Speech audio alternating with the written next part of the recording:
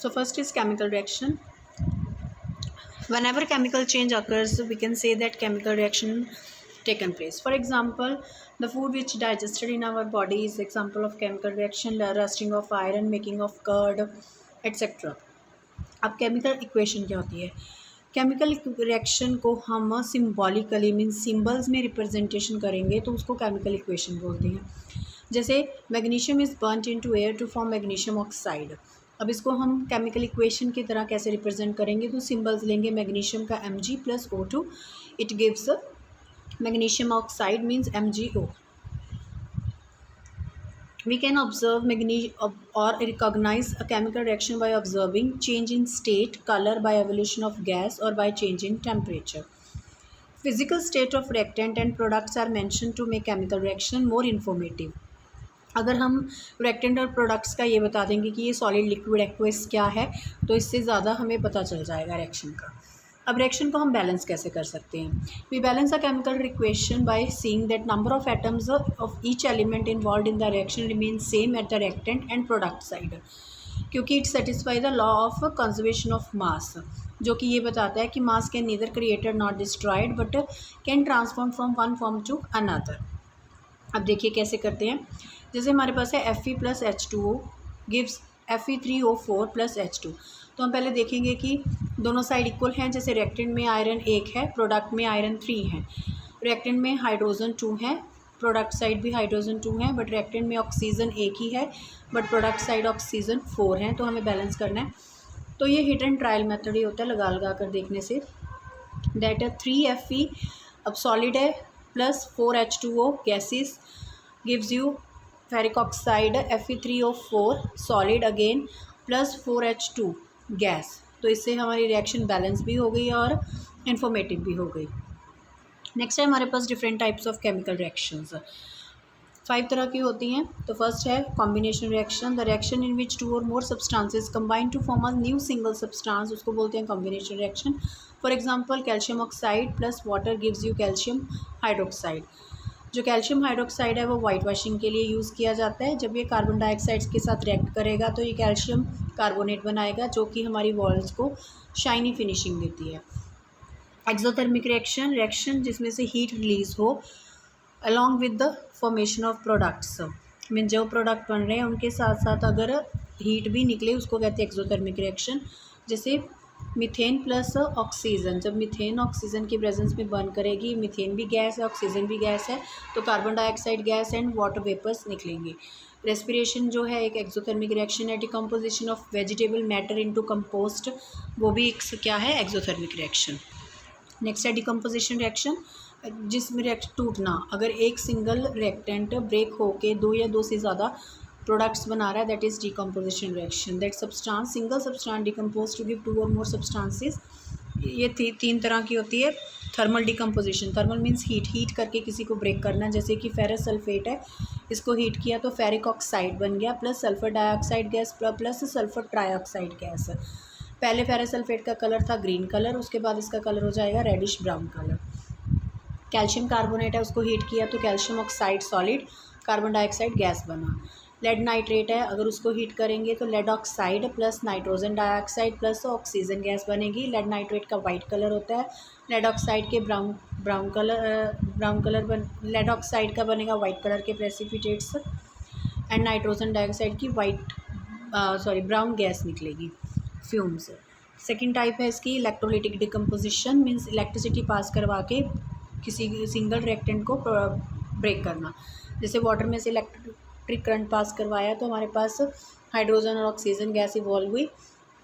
अब इसमें क्या है 2 मॉलिक्यूल आए हमारे पास हाइड्रोजन की और 1 ऑक्सीजन का, तो बाय वॉल्यूम इसकी रेशो हुई 2:1.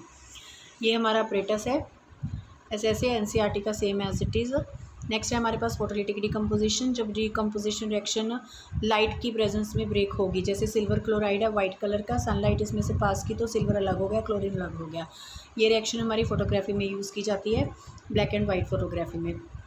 एंडोथर्मिक रिएक्शंस, वो रिएक्शन जिनमें हमें एनर्जी देनी पड़ती है, which require energy and proceed and absorption of heat energy are called endothermic. जैसे कि अमोनिया को हमने हीट दी तो ये बना नाइट्रोजन एंड हाइड्रोजन.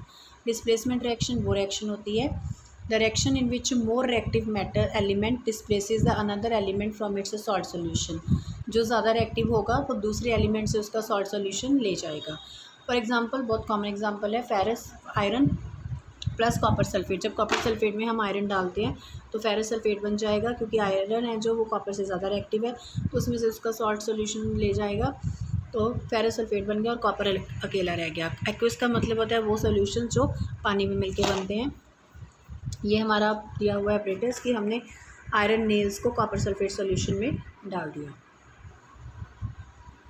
तो इसमें क्या है, आयरन जो नेल्स हैं वो ब्राउन कलर की हो जाएंगी और blue colour copper sulphate fade होके फेरस सल्फेट है हमने किया था ग्रीन कलर का बन जाएगा।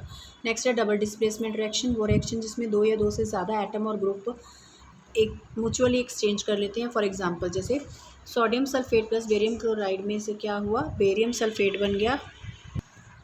इसमें जो वाइट इनसॉल्युबल सब्सटेंस बना है बेरियम सल्फेट का, या आप कह सकते हो प्रेसिपिटेट इन दिस रिएक्शन, तो that is why it is also called precipitation reaction.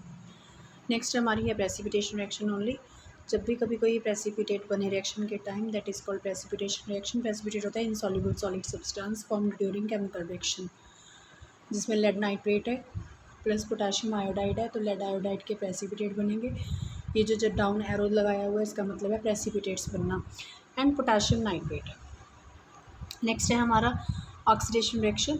Oxidation reaction is the gain of oxygen और loss of hydrogen. Copper plus oxygen gives you copper oxide है, तो इसमें कॉपर के साथ oxygen add हो गया, तो इसमें ऑक्सीडेशन हुई है। When copper is heated a black colour appear. अगर यही कॉपर ऑक्साइड हाइड्रोजन के साथ रिएक्ट करे तो दोबारा से ये ब्राउन कलर हो जाएगा एंड रिवर्स रिएक्शन बन जाएगी। नेक्स्ट है reduction. Reduction is the loss of oxygen और gain of hydrogen. Redox reaction में क्या होता है, जैसे एग्जांपल है copper oxide plus hydrogen gives you copper plus water. तो इसमें कॉपर ऑक्साइड ने कॉपर ऑक्सीजन लूज़ कर दी तो रिडक्शन हो गई, हाइड्रोजन ने ऑक्सीजन गेन कर ली तो ऑक्सीडेशन हो गई। जिस रिएक्शन में दोनों ऑक्सीडेशन और रिडक्शन हो उसको बोलते हैं रिडॉक्स रिएक्शन। नेक्स्ट है ऑक्सीडाइजिंग एजेंट, जिसमें जो रिड्यूस होता है उसको बोलते हैं ऑक्सीडाइजिंग एजेंट। जैसे कि which can give you oxygen and remove hydrogen, they are called oxidising agent. And oxidising itself gets reduced in the reaction. तो जैसे CuO क्या है, ऑक्सीडाइजिंग एजेंट है which get reduced to copper. वैसे उल्टा होता है, जिसमें ऑक्सीडेशन होती है वो उसको बोलते हैं रिड्यूसिंग एजेंट, जिसमें रिडक्शन होती है उसको बोलते हैं ऑक्सीडाइजिंग एजेंट। नेक्स्ट है हमारे पास रेंसिडिटी।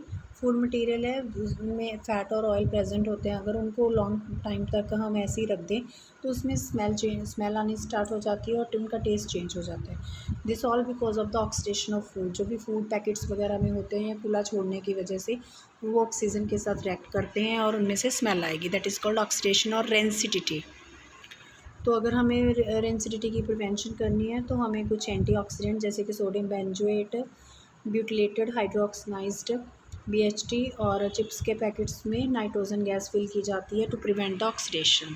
उसके बाद ऑक्सीडेशन एक कोरोजन भी है ऑक्सीडेशन का इफेक्ट, जैसे कि मेटल्स को अगर हम खुले में रखते हैं तो वो एयर मॉइस्चर के साथ रिएक्ट करते हैं और कोरोजन हो जाती है। जैसे फॉर एग्जांपल है हमारी रस्टिंग ऑफ आयरन। तो रस्टिंग में क्या होता है, Fe plus 3/2O2 plus number of molecules of water. इसमें फेरिक ऑक्साइड, ये this is a rust formula. तो here this chapter is over. Hope so it will be easy for you in 10 minutes short review.